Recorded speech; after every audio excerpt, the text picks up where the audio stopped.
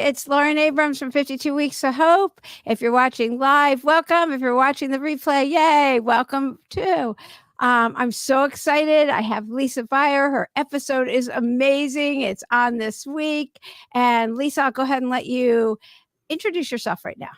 Thanks so much, Lauren. So yeah, it's been a journey. I think that we talked a lot about it on the podcast, going, a journey through burnout. And I don't think that we're ever completely through the journey. But anyway, my background is in public relations and marketing. And I've written a couple books, Social PR Secrets, Digital Detox Secrets, and I have a personal passion for life balance, especially when it comes to personal and professional. And I'm focused 2024 on helping young adults through the challenges of mental health and also women, and giving women their fair share of the spotlight using PR. Oh, I love that. Okay, so you know what? We didn't talk too much about how PR can help young adults. Before that, I do want to tap into self-compassion. It's just kind of that time of year, and everyone could really use that inner strength. There's burnt out and everything else. And self-compassion just rises, your vibration rises, it just does so much, and it can take you into joy. So what are some tools that you use to do that transformation to self-compassion? So right now, my immediate go-to tool is journaling, and using through Project 369, which we're both doing. We're accountability partners, which Yeah. I can't say enough about. Having an accountability partner, I don't know how much I would do this if I wasn't knowing you're doing it 3 hours different time zone, but we're doing it together, plus with your cousin who I don't even know, but I feel connected because we're all three doing it. Yes, it's cool because, one thing is don't be too hard on yourself. And that's what I've learned through journaling in this book. I don't feel like I've been consistent, and actually consistent is one of my affirmations for the day. I am consistent. So I think that we're hard on ourselves. And like you said, you felt like you're a page behind or something. Is that big of a deal? You're the only one that knows that, right?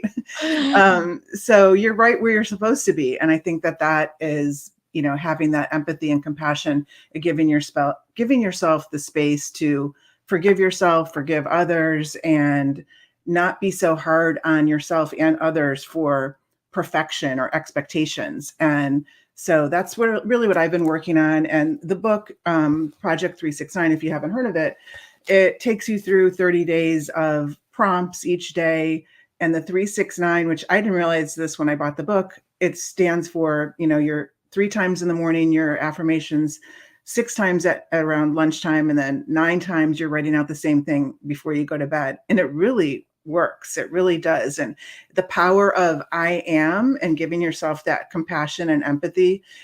You could be, I am stressed, and that is a reversal of what we're trying to do. So telling yourself you're stressed is going to make yourself more stressed. Yeah. Telling yourself I am, I am love, I am one, I am my own creator. Those are I am productive. I am productive. I heard Oprah talk about this. If you look up Oprah's best short little talks, she talked about filming really late at night, and she heard herself saying, I'm tired. So she said, I'm so full of energy. I work my best right now. She was doing all these I ams. It's a really good little video. And yeah, the I ams go back centuries. Yeah. And I think that it can also, and I'm just realizing this now, how much it applies to our business life. And, just to transition to talking about public relations and having that positive mindset, and having these affirmations on where do you want, what type of media coverage do you want to attract, if that's what you're trying to do personally and professionally. So what podcasts is, and I know you have your list of top 100 podcasts that you want to be a guest on. And that's basically an affirmation. It's putting it out to the universe to manifest that to come to you. So in public relations, it applies so much, because you are earning and trying to attract the right audience and the right media coverage to help grow your personal brand or your business brand. So having that positive mindset and manifesting that and working on that consistently each week is going to help you reach those public relations goals, if that's what we're talking about. Yeah. And how about getting on media beyond podcasts? I saw a lot of people are wanting to do that, to get into the media. I guess I am an expert, yes, I am a I'm an expert. spokesperson. I Okay, am the yes, there you go-to, go. I am the go-to, expert in XYZ for my local, audience, or for the local market, or for my industry. And putting that out there, putting it on your bio, putting it on your LinkedIn. I mean, that's putting it out there to the universe that you're trying to attract. And that's really what public relations is all about. You're earning your way towards what you're trying to achieve. You're not buying your way into it. You're not kind of like skipping steps and getting into it. Yeah, it can happen by mistake, but the real true beauty of it is going to happen when you're focusing on the positive output of it, and putting yourself out there, and having the confidence that you are worthy of that media coverage. And just circling back to helping women have a problem with, giving themselves that credit to be the expert. And that's why they don't get picked over men many times, because men are putting themselves out there, even though they might not be able to check all the boxes when it comes to media coverage and being an expert.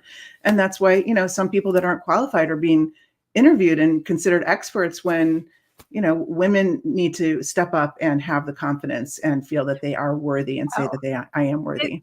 Yeah, this is so true. And when women, the difference between men and women when they're applying for jobs and they get jobs, and I've done a lot of research and written a lot about imposter syndrome and so on. When a man gets a job, he's like, yeah. And when a woman gets a job, she's like, oh my God, I don't know if I can do this. You can do it. You got that job for a reason. Apply for it. Go beyond your reach. Men do it all the time.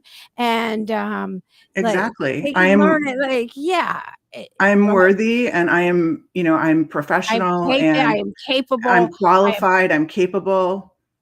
Yeah, absolutely. And the gender disparity. I mean, I do a lot of discrimination law. Well, that is what I do. Not a lot. That's So, what I do. right. Yes, You know so firsthand. yeah. So for being in this for a couple decades, I went on a hike last weekend. Somebody said, so what are your cases right now? I said, well, I've always got pregnancy cases for almost 25. She said, still? I said, oh yeah. Pregnancy discrimination is still in the workplace. It's, it just is. And the pay disparity, like all of it. So anyway, but you are capable. And if you have a dream, you can do it. Like I've talked to so many people. I batch recorded this week, and the message of hope, I always, well, you're on, I like give a message of hope. And it was interesting. So many, almost all the messages of hope were keep going. And if you have a dream, there's a reason you have that dream in your head. Just take energy towards that dream. You've got this. Go ahead. Sorry, I cut you off. Oh yeah, no, I was just going to say that, and your dream can change. It doesn't have to, you don't Yeah. have to be on that same path. And, you're a great example. I'm a great example. Like, you're an You attorney, really but are. you're changing course to do what you're passionate about. And I see a lot of, especially women, and also, young adults, it's easy to get, you get your first job out of school, and that's kind of the track you stay on. You feel like you have to, whether you're a teacher or you're working for a tech company, because then that ends up most of the time being the career path. So being very aware of, okay, this is where I'm starting out. Is this where I want to end up? Is this my dream, like, industry or job, or what I love? Do I love going to work? And so just making sure that if you get to a point, whether you're in your 20s, 30s, 40s and up, like, it doesn't matter. There's no age barrier to switching direction and doing what you love to do, and taking everything that you've learned along the journey as part of the journey, and good and bad, like dark to light. Like, the contrast is what makes you appreciate the positive, is when you've gone through the darkness. Yeah. So, okay. So a couple things that were so great besides the journaling. I thought you did such a good job of just talking about the brain dump and what that does for you on the episode, about multitasking and also the pause. I just think you could be an expert on both of those. Yeah. Do you want to talk? I'm still working through that. My book, Digital Detox Secrets, the original title was Creating Space in Your Life.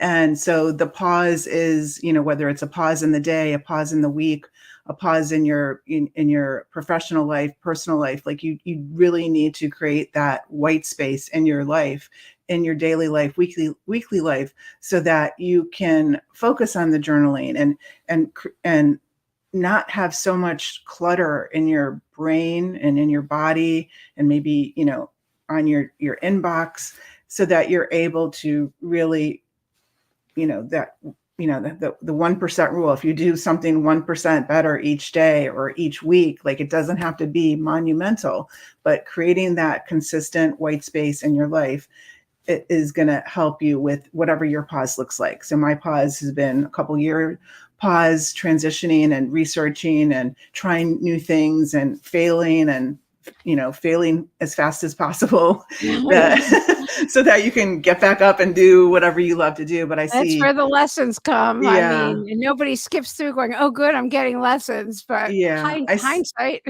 right. And I see a lot of people close to me, my family members, that are, burning the candle at both ends, not loving what they do, not having enough time in their day or week for the things that truly bring them passion, or people that need them. And, there's nothing wrong with taking a step back and realizing that, and saying, okay, like, I need to make some adjustments in my life so that I can live my best life, my best self possible.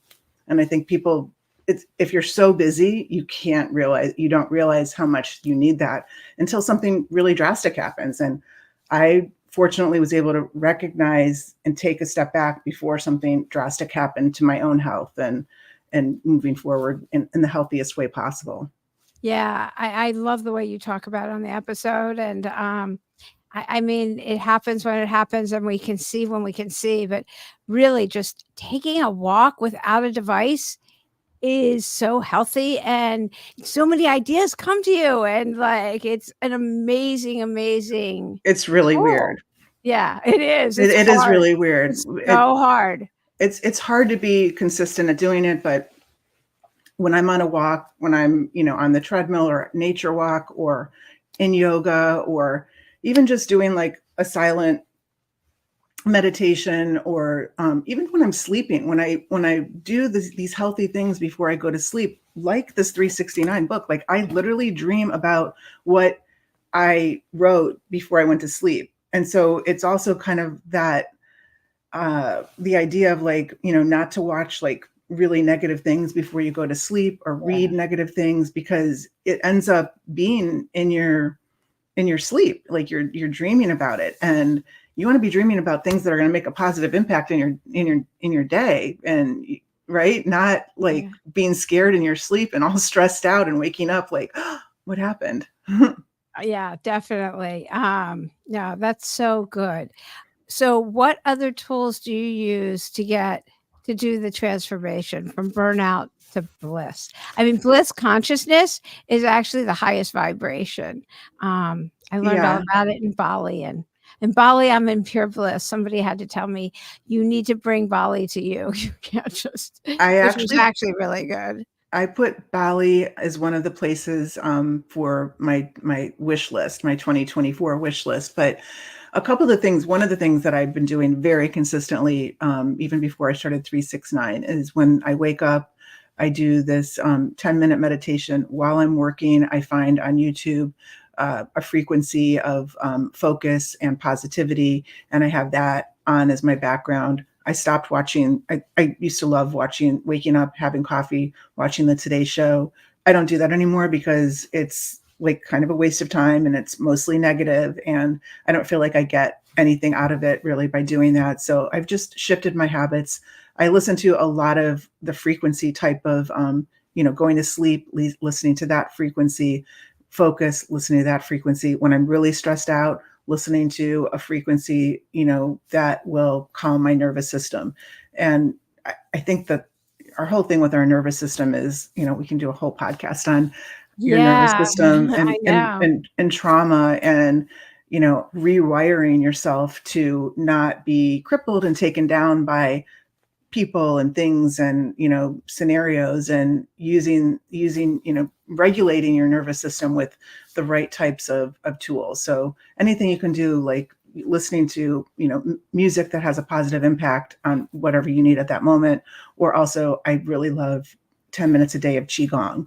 So that's again on YouTube. His name's Lee Holden. It's called 10 minutes in the morning of Qigong. And it really just kind of takes your whole body top to bottom, and wakes you up in a way that, it takes you're working on all of your organs. It's really weird, but I love it. I'm just kind of obsessed with Qigong. Chris Shelton has been on the episode twice, Oh, and he's amazing, and he has all kinds of things on YouTube. Also, he is so great. We could do a Bali trip with him. He and his wife. Oh my gosh, I love them. He would totally do that. And actually, people are asking for. I wrote it down. Embracing life's challenges, the path to inner strength. So we could do a episode together. Actually, on that. Yeah. So we can do that. That's being asked for right now. And I think that with inner strength, the most needed generation right now is young adults. And that's why I'm really focusing on my 2024 and coming up with ways that, I just have this experience from my own immediate family, from, my family in general, young adults in my family, and just the statistics that I've researched and learned through writing Digital Detox Secrets. Young adults really have, they're very challenged with being grown up and exposed to digital in the way they have. The pandemic, depression, anxiety, suicide rates are at their highest. And I don't think that my generation, who has young adults, has the tools and the insight to really help their own kids and also their friends' kids, and accept the help and accept that like their kids need an advocate. Every young adult needs an advocate and a life coach more than ever. Yeah, it's so true. Any tools that we can offer, there can't be enough. So any way that you can do that. And we have all of Lisa's contact information, all of her links, everything is all like right here. And it's all just go to the podcast, go to the website, everything. All of her links are on the website with the episode. So thanks, Lauren. Yeah, no, you've got all of that right there. So I love that. And I love everything you're doing. And we're continuing the conversation, which is just so fun. So any final words that you want to give? Yeah, well, there's two, I'm just going to say keyword or key phrases that I really am living by right now. So this can apply to everybody. I'm not perfect, but I'm better than I used to be. So not looking for perfection and not, trying to feel like you have to give that in any way. And the power of detachment and not being attached to an outcome, even though we're manifesting and we're having these affirmations, but letting go and, not microanalyzing the why of, somebody said something or did something, and really just, not getting taken down and crippled by and being attached to expectations and outcome. Yeah, it doesn't, like everything always works out. We just don't know how or when. Yes. And it might be how we think it will. Like I started writing a book. Now I have this podcast. I get to meet amazing people. And so life's about doing pivots. And so it works out. You just you're like, oh, look at this. And it always works. And it'll work out better and bigger. Life's very expensive. And accepting help, asking for help and accepting help. I think as women, we have a big problem with accepting help and admitting that you need help.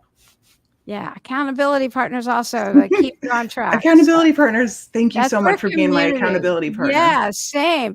And it keeps us on track. It really does. So that's where community comes in, which is like amazing. So follow both of us, DM us, get on our mailing list, do all of that. And thanks for watching the replay. This was so great. And we will keep, like I said, keep the conversation going. Thank you. Namaste, everybody. Yeah.